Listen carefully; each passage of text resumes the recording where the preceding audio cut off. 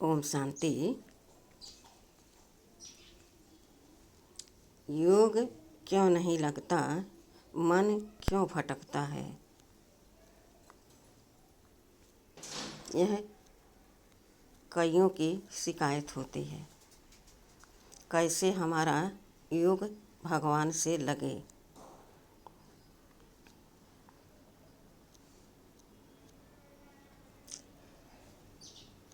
भगवान को भगवान न कहकर, न समझकर अपना परम पिता, परमात्मा, शिव बाबा, सर्वशक्तिमान कहकर प्यार से, दुलार से बाबा को अपने पास बुला लें और स्वयं बाबा के सम्मुख नज़दीक हो जाएं। यानी बाबा से अपना मन लगा लें, जिसे कहते भक्ति मार्ग में कि बाबा से, प्रभु से डोर जोड़ लो, नाता जोड़ लो। अब यहाँ स्वयं प्रभु भगवान हमारे पिता बनकर, माता बनकर, शिक्षक बनकर, सतगुरु बनकर मेरे पास स्वयं आए हैं। अब दूरियां कहाँ हैं? हम दूरियां बनाए हैं। इस बात का ध्यान हमें देना है कि हम बाबा के करीब, बाबा के पास कैसे स्थित हों आत्मिक रूप में। उसके लिए हमें थोड़ा सा अपने मन को कंट्रोल करना पड़ेगा। बुद्धि से मुझे निर्णय लेना पड़ेगा कि नहीं, मुझे पहले बाबा से प्यार भरी बातें करनी है। उनकी दृष्टि से हमें निहाल हो जाना है, उनके सुखों से हमें भरपूर हो जाना है। तब हम कोई कार्य और करें। और याद रहे, जो भी कार्य करें वो भी अपने मीठे बाबा की याद में, वह योग हो जाता है। और याद के लिए एक अक्षर कठिन लगता है। लोग कहते हैं कि मेरा योग लगता ही नहीं। क्या करें हम? कहते हैं कि बाबा से बातें करें, लेकिन मन कहीं और चला जाता है। मन का दोष नहीं है, वह भी अभ्यासी हो गया है। 63 जन्मों से मन हमारा जहाँ चाहता वहीं भाग जाता, हमको भी पता नहीं चलता। जब वह कार्य, वह दृश्य, वह बोल हमारे सामने आता है, तब हम सोचते हैं यह हमने गलत किया। मन पर कभी हमने विचार ही नहीं किया, बुद्धि पर कभी हमने विचार ही नहीं किया कि क्या हमने सही निर्णय लिया। अगर हम हर कार्य सही से करें तो सही परिणाम मिलेगा। लेकिन हम करें कुछ, सोचे कुछ, बोले कुछ, देखें कुछ, तो यथार्थ रीति से वह कार्य कैसे संपन्न होगा। आज आत्मा मन, बुद्धि, संस्कार रहित सहित है और वही यह डायरेक्शन देती है कि तुम सारे कार्यभार संभालो। तो कौन संभालता है? मेरी बुद्धि। मेरा मन बुद्धि के डायरेक्शन पर चलता है और बुद्धि बाबा के डायरेक्शन पर चलती है। लेकिन मेरे जो संस्कार बन चुके हैं 63 जन्मों के, कुछ देखना, कुछ सुनना, कुछ बोलना, कुछ करना, तो कुछ करना तो अभी भी है। लेकिन तब हम क्या देखते हैं? परदर्शन देखते हैं हर चीज़ पराई को देखते हैं। वो ऐसा है, वो ऐसा है, वो ऐसा चलता, वो ऐसा बोलता, ऐसा करता। इसमें हमारा समय जाता और इसमें बाहर मुक्ता में हमारा मन भटकता रहता। लेकिन अब बाबा कह रहे हैं, बच्चे तुम मुझे देखो, मुझसे बात करो, मुझे खिलाकर मेरे साथ प्रसाद के रूप में भोजन पान करो। सो तो मेरे साथ सो गुड नाइट बोलकर, जागो तो मेरे से गुड मॉर्निंग करो, और फिर मेरी याद में अपना दिनचर्या शुरू करो, तो तुम कर्म योगी बन जाओगे और सतत तुम्हारी प्रगति होती रहेगी। पुण्य के खाते में तुम्हारा हर कमाई का पूंजी जमा होता रहेगा। अब कितना सहज है। अब हमको केवल मन को अपने कंट्रोल में रखना है। कहते हैं मन घोड़ा है, बहुत भागता है। मन अगर सही रहे तो हम जीत जाएं, सब पर विजय पा जाएं। मन ही नहीं रहता ठौरिक तो हम हार खा लेते हैं। लेकिन मन तो हमारे अंडर में है ना। हमारा काम है कि हम मन रूपी बच्चे को अपने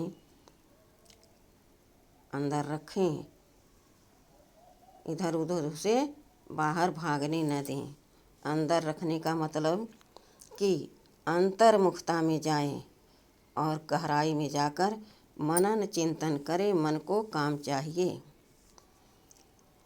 तो उसका काम कभी ख़त्म नहीं होगा और मन कभी बाहर मुक्ता में भागेगा कि नहीं।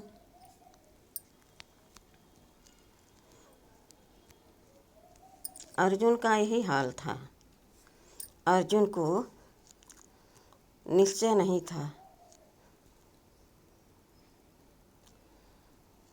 समझते थे कि भगवान सब कुछ कर सकते हैं, लेकिन अंदर में उनको डर रहता था।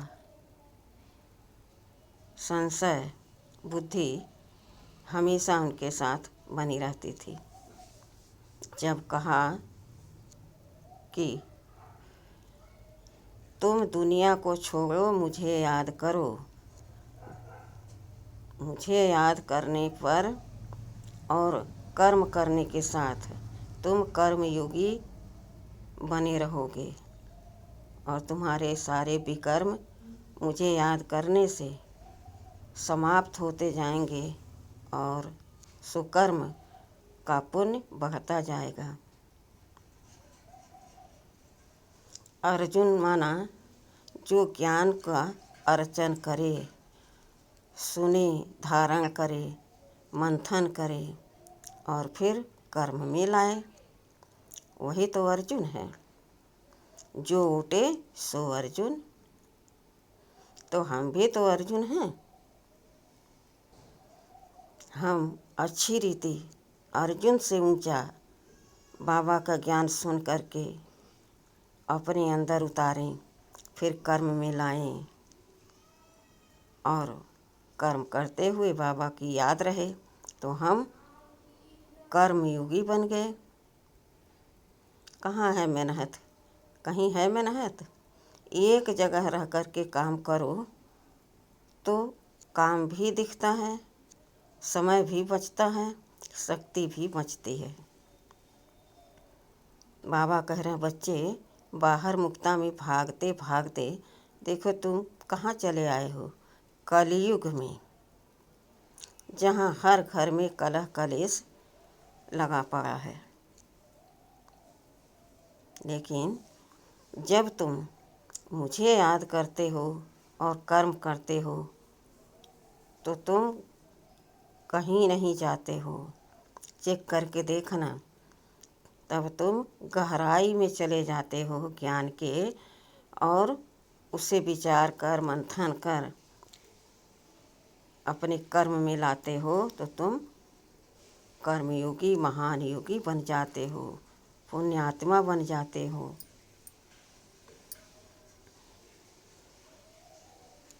बाबा ने कहा, बच्चे देखो 5000 वर्ष के बाद तुम मिले हो। कितने सिखिलते बच्चे हो मेरे, कितने लाडले हो। यह और कोई नहीं समझ सकता, केवल तुम मेरे प्यार को अनुभव करके समझ सकते हो। और मैं समझ सकता हूँ कि मेरा बच्चा कितने दिन से मुझसे दूर था, आज आके मिला है तो कितनी खुशी होगी। विचार करो, इतने दिन तुम भटकते रहे, तुम्हारा मन बाहर मुक्त में तो था। क्या कमाई किया तुमने? कुछ किया? कुछ नहीं, और जो था सब गंवा दिया। यहाँ तक इतनी शक्ति नहीं रखा कि जैसे ज्ञान सुनो धक से वह धारण हो जाए और फट से उसे कर्म में उतार दो। रोज रोज तुम्हें समझाना पड़ता है ना। लेकिन अब तो मैं आ गया हूँ और तुम मेरे पास हो। अब क्यों भटक रहे हो? अब क्यों तुम्हें मुश्किल लग रहा है? कहते हो युग नहीं लगता। मेरी याद में रहो, मेरे प्यार का अनुभव करो, प्यार के झूले में झूलो। कौन तुम्हें झूला रहा है? सारे सृष्टि का रचयिता वो तुम्हारा इस समय पिता बनकर, माता बनकर, गुरु बनकर, शिक्षक बनकर तुम्हें हर तरह से बहला रहा है। कितने तुम धनवान हो।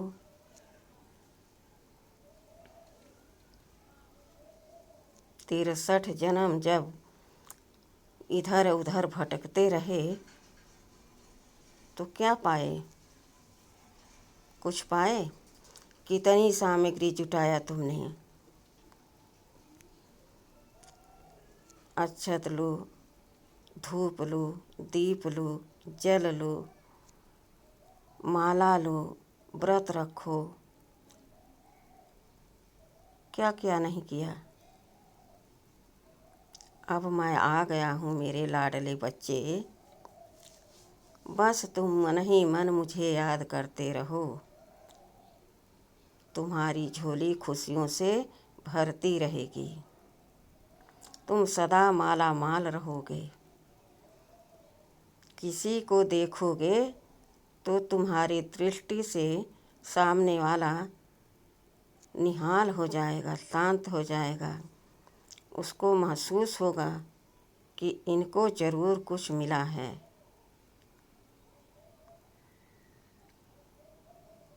तो तुम्हें सबको बताना है कि हमको परम पिता परमात्मा शिव बाबा पिता के रूप में, माता के रूप में मिला है। और वो हमको रोज़ रोज़ ज्ञान से स्नान कराते हैं, योग में बिठाकर हमें तपाकर एक अग्नि से पेवर सोना बनाते हैं। और मैं गोरा बन जाऊंगा तो बाबा मुझे अपने साथ लेकर अपने घर जाएंगे। ऐसे सबको संदेश दो। ऐसा नहीं कि तुम्हें कुछ मिला तो तुम धर के सब बैठ जाओ। रखी हुई चीज़ कितना चलेगी?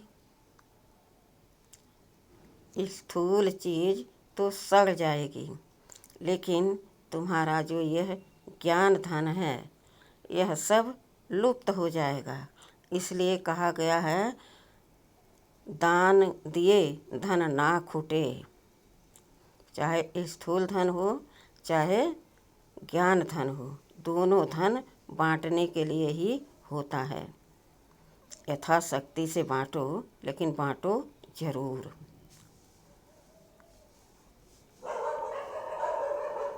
कितनी सहज विधि बाबा ने बताई। और हमको भी अपने बाबा पर कितना नाज है। वाह, मेरा मीठा बाबा, प्यारा बाबा है ना। हमको अपने गोद में ले लिया, अपने नयनों में बसा लिया, अपने गले से लगा लिया, सारी संपत्ति मुझे देने का वादा कर दिया, घर ले जाने का भी वादा कर दिया, पलकों पर बिठा कर ले जाने का वादा किया बाबा ने। वाह, कितनी भाग्यवान मैं आत्मा हूँ।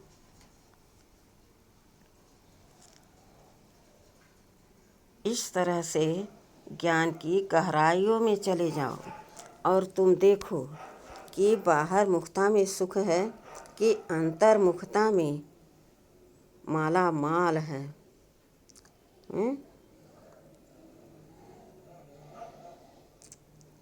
ऐसा साथी किसका होगा जो स्वर्ग ही सौगात में अपने बच्चों को दे देता है।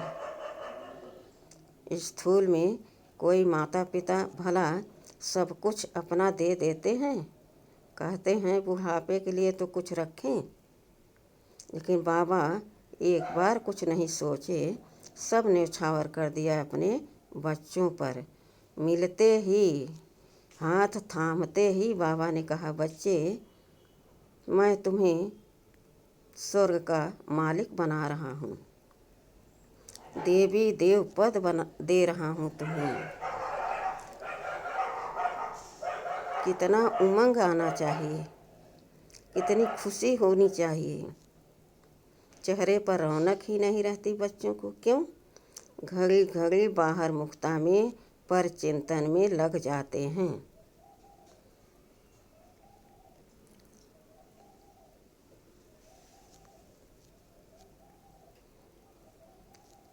देखो, एक छोटा बच्चा है, मान लो, खेलते खेलते शाम हो गया, लेकिन वो बच्चों के साथ खेल ही रहा है। क्यों?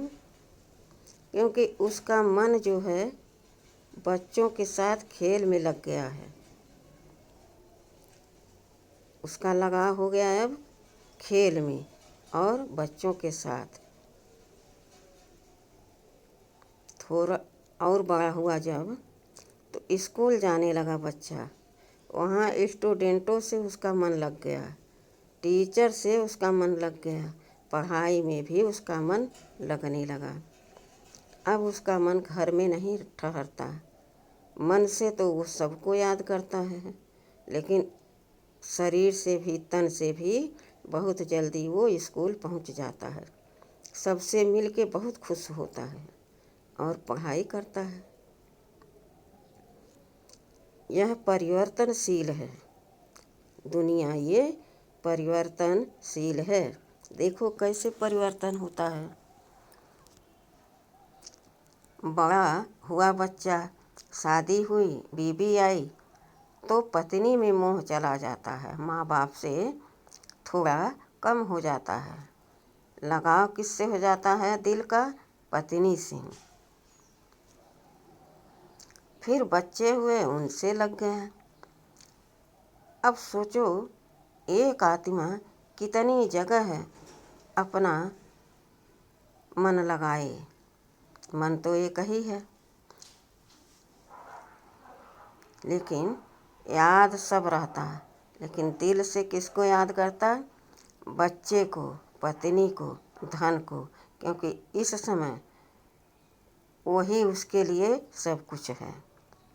धन है तो पत्नी का, बच्चे का ख्याल रख सकता है, और पत्नी है, बच्चे हैं, तो घर अच्छा लग रहा है, खुद को अच्छा लग रहा है, तो मन उसी में बिजी रहता है। इसी तरह से हमारे बाबा हमको कितना सजा करके इस धरती पर भेजते हैं, लेकिन हम खेलते खेलते खेलते क्या करते? सब गंवा देते, अंत में कंगाल भिखारी बन जाते और पुकारते रहते हर जगह, कब मिलोगे भगवान, कब मेरे दुख दूर करोगे। मन ही मन यह विचार चलता रहता है। फिर और थोड़ा तीव्र गति से जब सोचते हैं कि भगवान से जल्दी मिलें, भगवान मिलें, मेरी सुने तो मेरे दुख दूर हों, तब क्या करते? मंदिर मस्जिद दौड़ने लगते, पुकारने लगते, भगवान आओ, मेरा दुख दूर करो, सुख दो, विषय विकार मिटाओ, पाप हरो, इस तरह से पुकारते हैं।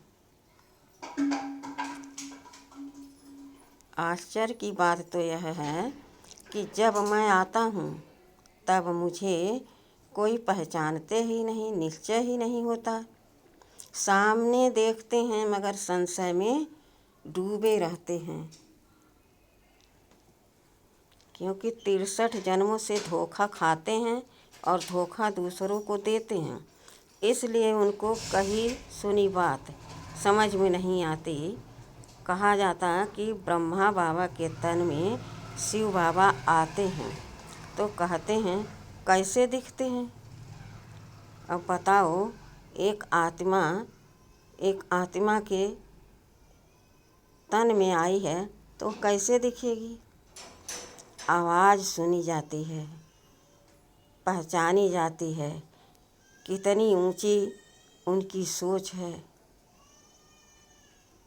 कितना गहरा यह प्रभाव पड़ जाता है उस तन पर कि उनकी वाणी भी, आवाज़ भी बदल जाती है और समझने वाले समझ जाते हैं। न समझने वाले तो बुद्धू ठहरे और कहते क्या, पता नहीं सब ढकोसला है, हमको तो ऐसा कुछ नहीं लगता। तो ऐसे ही रहेंगे। बाबा कह रहे हैं, बच्चे तुम सारे संसार के झमेलों से मुक्त हो जाओ, अपने मन को अपने कंट्रोल में रखो और मुझे मन ही मन याद करो। खूब खाओ पियो सो घूमो, कोई रोक नहीं, बस मुझे मन ही मन याद करते रहो। मेरे लाडले बच्चे, कितने दिन से तुम दूर रहे हो, अब तो सुधर जाओ। जब मैं आ गया हूँ तो धनवान बन जाओ, समझदार बन जाओ, ऊंच पद ले लो, गफलत मत करो। फिर समय जाने के बाद वह समय लौटकर नहीं आता है। इस विधि से अपने मन को कंट्रोल में करो और योग अक्षर छोड़कर याद में रहकर मुझे अपने कार्यभार करो, तो सहज विधि लगेगी ना, मन भटकना बंद हो जाएगा।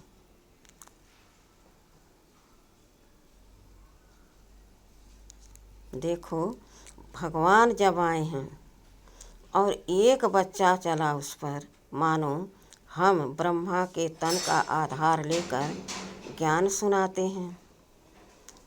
अब ब्रह्मा तुमको सुनाता है तो तुमको भी होना चाहिए ना यह होना कि हम भी किसी को ज्ञान सुनाएं। बन जाओ नकलची। नहीं तुम्हें समझ में आता तो ब्रह्मा बाबा से जब ज्ञान सुनते हो तो धारण करो, मंथन करो और फिर उसको सुनाओ अपने भाई बहनों को। देखो, जब अर्जुन ने ज्ञान अर्जन किया ना तो उनके साथ सब सहयोगी बन गए, जितने उनके भाई थे। नकुल ने क्या किया? नकल किया ज्ञान का और खुद होशियार बना और सबको बनाया। युधिष्ठिर ने क्या किया? कहीं पर कोई भी समस्या आई वहाँ पर खड़े हो गए और उस समस्या का समाधान कर दिए। सहदेव ने क्या किया, जहाँ पर किसी बात की कमी आई वहाँ सहयोगी बन करके खड़े हो गए। इस तरह से कार्य संपन्न हो गया। तो तुम भी बाबा के सब बच्चे हो, तो सब एक दूसरे की मदद करो और एक दूसरे के साथ रहकर जब एक तार में बोलोगे कि कलयुग जा रहा, सतयुग आ रहा, तो सब सुन करके बाहर निकल आएंगे और सब तुम्हारे साथ नारा भाषण करने के लिए जुट जाएंगे। पहले तुम्हें निकलना पड़ेगा, पहले तुमको ही आगे चलना पड़ेगा। देखो, पहले पहले जब ब्रह्मा को हमने ज्ञान सुनाया तो वहाँ कोई था नहीं था न। उसने ही निश्चय किया और आगे बढ़ा, तो आज देखो कितनी प्रगति हुई है। तो इस तरह से गहराई में जाकर मंथन करो और चिंतन करो। हमेशा यही सोचो कि सबका कल्याण हो, सबका भला हो, सब इस ज्ञान को समझें, सब इसमें चलें और सब सतयुग में जाएं। क्योंकि बाबा का बच्चा सब है। कोई अपने बच्चे को यह तो नहीं चाहेगा कि वह प्रजा बन जाए। तो बाबा सबको, हर बच्चे को यही ज्ञान दे रहे हैं। लेकिन जो नहीं समझ पा रहा, तो तुम्हारा फर्ज है उसको बार बार समझाना। चलेगा तो चलेगा, नहीं चलेगा तो कुछ नहीं पाएगा। तुम्हारा धर्म कर्म जो है उसको एक्यूरेट करना चाहिए। इस विधि से अपनी तपस्या को बढ़ाओ और संसार में यह शब्द कि बाबा आए हैं, कोई भी उलाहना न दे। एक भी आत्मा इतने भरे संसार में एक भी आत्मा ऐसा न कहे, उलाहना न दे, जो मुझे पता नहीं पड़ा। तुम्हें डंका बजाना है, नारा लगाना है, हर विधि से हर आत्मा को संदेश पहुंचाना है। तो देखो, जब तुम यही काम कर रहे हो हर विधि से, तो तुम्हारा मन उस कार्य में क्यों नहीं लगेगा? तुम्हें निश्चय क्यों नहीं होगा? तुम ज्ञान को धारण करके गहराई में क्यों नहीं रख पाओगे? रखा हुआ है, सब कुछ संयोग से रखा हुआ है, वह कहीं हट नहीं सकता। क्योंकि तुम्हारा मन स्थिर है, तुम्हारी बुद्धि निश्चय बुद्धि है, विशाल बुद्धि है। इस तरह से अपने मन को भटकने से हमें बचाना है और अपने मन बुद्धि को अपने कंट्रोल में रखना है। अच्छा, ओम शांति।